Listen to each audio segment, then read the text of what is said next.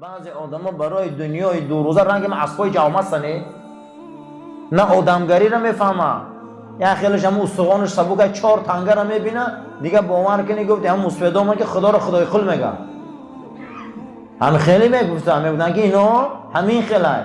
بعضی اینها اگر میبینن که شوخی میکنن که میگم در زمانی هم دورندگی هم چینا را نمیدیدم. این یکی از خصلت‌های رذیل است، یکی از خصلت‌های پست است. حضرت امام احمد بن حنبل در پیش آستار کعبه پرده‌های کعبه را قبیده گریه میکردن که یا مردی دیگه پرشان آمد و میگه وایم پرده کعبه را قبیده گریه کرد که خدایا خانم ته، خدایا زنم ته، خدایا فرزندم ته، خدایا اینم ته، امید میگه طلب داره سوارم ته این ته. بعد حضرت امام میگه بسیار میگه دیدم که جوانمردی خوب میگه غیرت جوانمردیم جوشید، میگه منم از تو بودم به دولت بودم. حضرت امام احمد بن حنبل بسیار شخصیتی به دولت بودن. میگه از همیانم کشیلاکو میگه یک پنجه میگه تیلو رام برو آوردم کلان مقصد خالتچه در دستش ماندم که اینا بسیاری ارزوات عملی شد، اینا دعا در پیش خانه خدا قبول شد. میگه و خندید و همون خالته تنگه ما گشت در دست ما دادم تیلا ما گفت که امام بزرگ من دنیا طلب ندارم، من گفتم که او قصرای جنت ته که قصرا در پیش او قصری چیه برای من، او خدمتگارات که خدمتگارای چیه برای من، از او حورای جنت که زنا در پیش او چیه برای من، از او غلمانایی که رنگ بچه هم خدمت میکنن از او ته که از این بچه های دنیا هیچ در پیشش. من آخرت طلب دارم نه دنیا. ثروتی که من دارم میتونم که همین مقصد دیگه همین ولایت مکه را همش تامین کنم. اما میگه خیال پرستی نمیکنم، خیالا نیستم. حضرت عبدالرحمن بن عوف روایت میکنه امام نووی حدیثه میگه شیشتگی در بالای دسترخوانشان که یک کاسه میگه شوربا را آوردن، 2 تا لینگ خروس از درون کاسه شوربا برآمدگی و آوردنشو نگاه کرد. گفت این خوراک برای کی آورده؟ گفت برای خود آوردیم حضرت.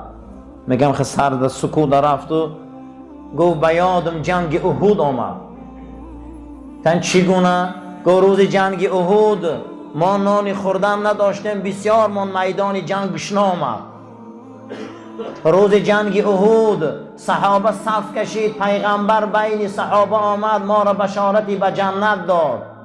آن روز پیغمبر در بین ما بود، ما هم معنوی سر بدیم هم مادی سر بدیم. ما از چهره او چشمامون کندن نمیتونستیم، اما مصعب ابن عمیر به کفن گور کردیم در احد روز.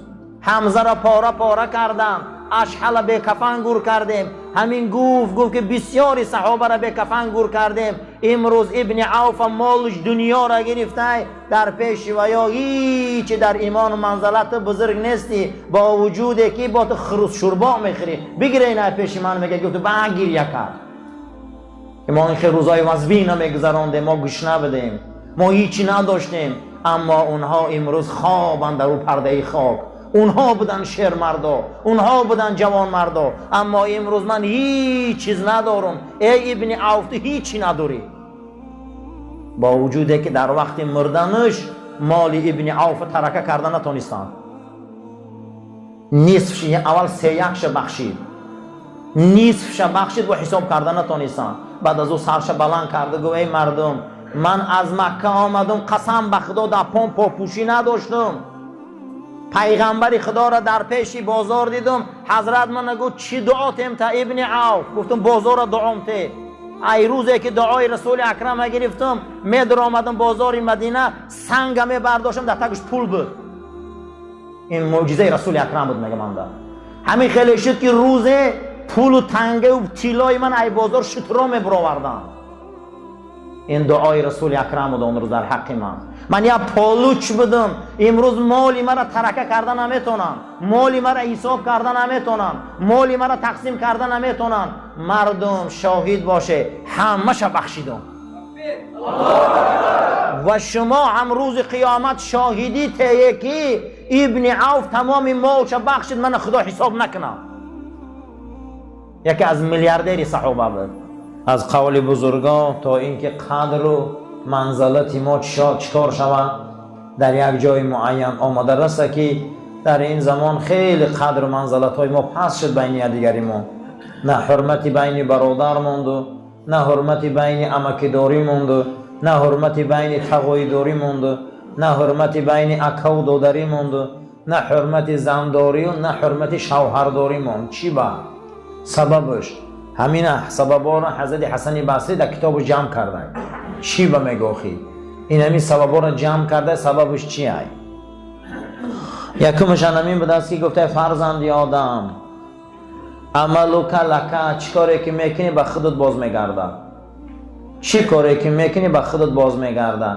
نیک کردی نیکی را نیکی رسد، بدی را بدی.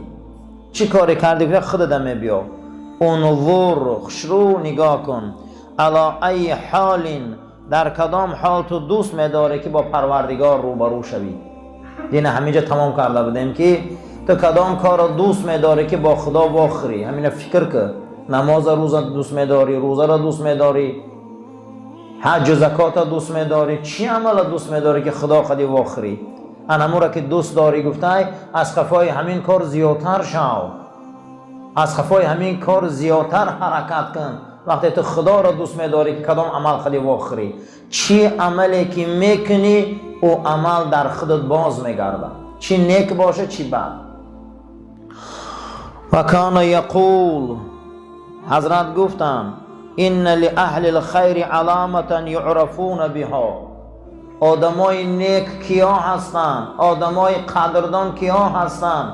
آدمایی که اونها در شما علامتای نیکی را میبینه، اونها کیا هستند که شما اونها را آدمای خوب گوه؟ کیان و که در زمان پیغمبر و در زمان من آدماش انا میخیل دایگت حضرت. کیا بودن اینا صلی الله علیه و سلم؟ یکم صدق الحدیثی، یکم راستگو بودن. یگانه چیزی که آدم آبرو مقامت چی بودن؟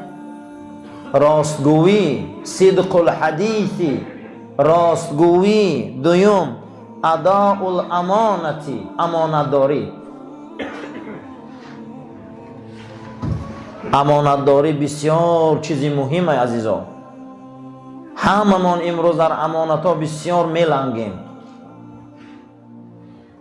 فرزند امانت ای، زن امانت ای، جان امانت ای یک طرف.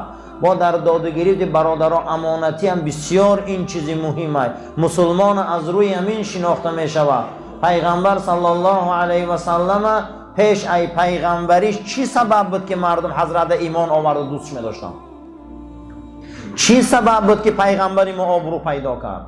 چی سبب بود که رسول ما رو دوست می داشتن؟ سببش همین بود که لقب حضرت محمد امین بود. در زمان پیغمبر نبودنش امانتدار که بود، وقتی حضرت پیغمبر شد مردم گفتن آخه این امانتداره، در پیغمبریش هم دروغ نمیگه. برای همین در پیغمبریش هم که دروغ نگوه این حق میگه در اطراف جمع شدن.